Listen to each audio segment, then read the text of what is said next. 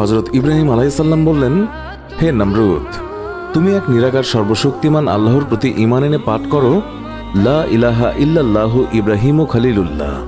নমরুদ জবাব দিল, হে ইব্রাহিম, তোমার আল্লাহকে আমার কোনো প্রয়োজন নেই। আমি নিজেই তো খোদা। আমি অন্য খোদার বশ্যতা স্বীকার করতে পারি না। তবে আমি শীঘ্রই তোমার খোদার প্রাণ শেষ করে তার রাজ্য কেড়ে নেব। হযরত ইব্রাহিম আলাইহিসসালাম বললেন, হে কাফির নমরুদ, তুমি আল্লাহর নিকটে যাবে কিভাবে, কেমন করে? নমরুদ জবাবে বলল, সেই জন্য তোমাকে চিন্তা করতে হবে না। একদিন নমরুদ স্বপ্নে দেখল যে অগ্নিকুণ্ড থেকে খোলা তরবারি হাতে নিয়ে এক লোক বেরিয়ে তার দিকে দ্রুত দৌড়ে আসতে লাগলো। এই অবস্থা দেখে নমরুদ তখন দৌড় দিলেন, আর ওই ব্যক্তি তখন একটা ডিম ছুঁড়ে মারল তার দিকে, এবং ডিম মাটিতে পড়ে ভাঙা মাত্র বিশাল এক নদীতে পরিণত হলো। সেখানে তার সকল সৈন্য সামন্ত ডুবে গেল। কেবল তিনিও তার 3 জন সঙ্গী জীবিত ছিলেন। আবার দেখলেন ওই নদী পুনরায় ডিমে পরিণত হয়েছে, এবং পরে তা থেকে এক প্যাঁচা উড়ে এসে ঠুকরে তার 2 চোখ তুলে ফেলল।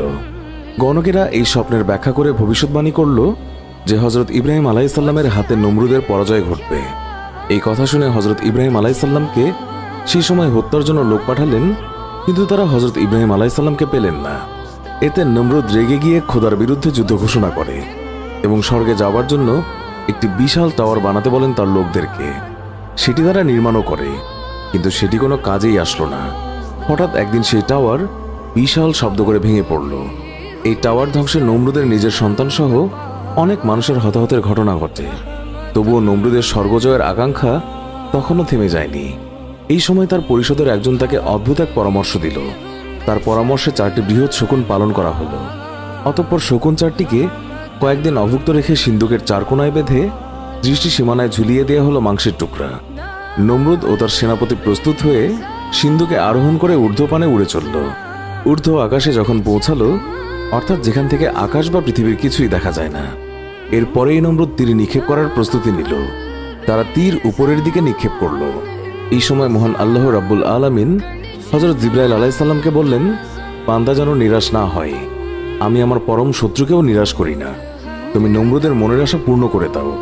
তার নিক্ষিপ্ত তীরের কয়েকটিকে ধরে একটি মাছের রক্ত দ্বারা রঞ্জিত করে দাও, যাতে তার মনে এইরূপ ধারণা হয় যে সে আসমানবাসী খোদাকে নিহত করেছে, খোদাকে হত্যা করেছে। মহান আল্লাহ রাব্বুল আলামিনের কথা শুনে হযরত জিবরাইল আলাইহিসসালাম তীরের মাথায় রক্ত লাগিয়ে তা আবারও ফেরত পাঠালো, যাতে নমরুদ বুঝতে পারে যে তিনিই হযরত ইব্রাহিম আলাইহিসসালামের খোদাকে হত্যা করতে পেরেছে। তীর নিক্ষেপ শেষ হলে নমরুদ পৃথিবীর বুকে ফিরে আসে। মাটিতে অবতরণের পর নমরুদের রক্ষীরা নিক্ষিপ্ত সব তীরগুলো কুড়িয়ে আনলো। যেগুলো পাওয়া গেল তার সবগুলোই ছিল রক্তে রঞ্জিত। নমরুদ রক্তমাখা তীরগুলো দেখে আনন্দে আত্মহারা হয়ে গেল এবং বলে উঠল, নিশ্চয়ই আমরা হযরত ইব্রাহিম আলাইহিসসালামের খোদা এবং স্বর্গের সব বাসিন্দাদেরকে হত্যা করতে সমর্থ হয়েছি, এবং তারই সাক্ষ্য বহন করেছে তীরে লেগে থাকা এই রক্তই। প্রথমেই সে গেল হযরত ইব্রাহিম আলাইহিসসালামের কাছে।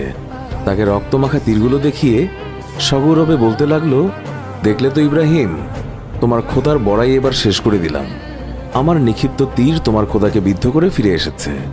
এই দেখো, প্রত্যেকটি তীরেই রক্তমাখা রয়েছে। হযরত ইব্রাহিম আলাইহিসসালাম বললেন, ওহে নির্বোধ কাফের, আমার আল্লাহকে হত্যা করতে পারে এমন শক্তি কারোই নেই। তিনি অদৃশ্য এবং নিরাকার। তাকে মানুষের আকারে কল্পনা করাও বোকামির লক্ষণ। তার উপরে কারো কোনো প্রকার শক্তি এবং ক্ষমতা সক্রিয় হতে পারে না। হযরত ইব্রাহিম আলাইহিসসালামের এইসব কথার প্রতি মোটেই গুরুত্ব না দিয়ে সে বলল, তোমার খোদার সৈন্য সংখ্যা কত তা বলতে পারো কি? তোমার খোদাকে তো আমি শেষ করেছি, এখন তার সৈন্য সামন্তকেও শেষ করতে চাই। হযরত ইব্রাহিম আলাইহিসসালাম নমরুদের এই কীর্তিকলাপ দেখে আল্লাহর দরবারে দোয়া করলেন, হে মাবুদ, আপনি সকল কিছুই দেখছেন। বাদশাহ নমরুদ যেভাবে স্পর্ধার সীমা ছাড়িয়ে গেছে এবং অহংকারে ধরাকে সরাজ্ঞান করেছে, তার দর্প শেষ না করলে দুনিয়ার সাধারণ লোকজন তা দেখে ব্যাপক হারে বিভ্রান্ত হবে এবং তারা বিপথে চলে যাবে। আল্লাহ রাব্বুল আলামিন হযরত ইব্রাহিম আলাইহিসসালামের দোয়া মঞ্জুর করলেন। জিবরাইল আলাইহিসসালাম এসে হযরত ইব্রাহিম আলাইহিসসালামকে জানিয়ে গেলেন, হে আল্লাহর নবী, আপনার চিন্তার কোনো কারণ নেই। অতি শীঘ্রই আল্লাহ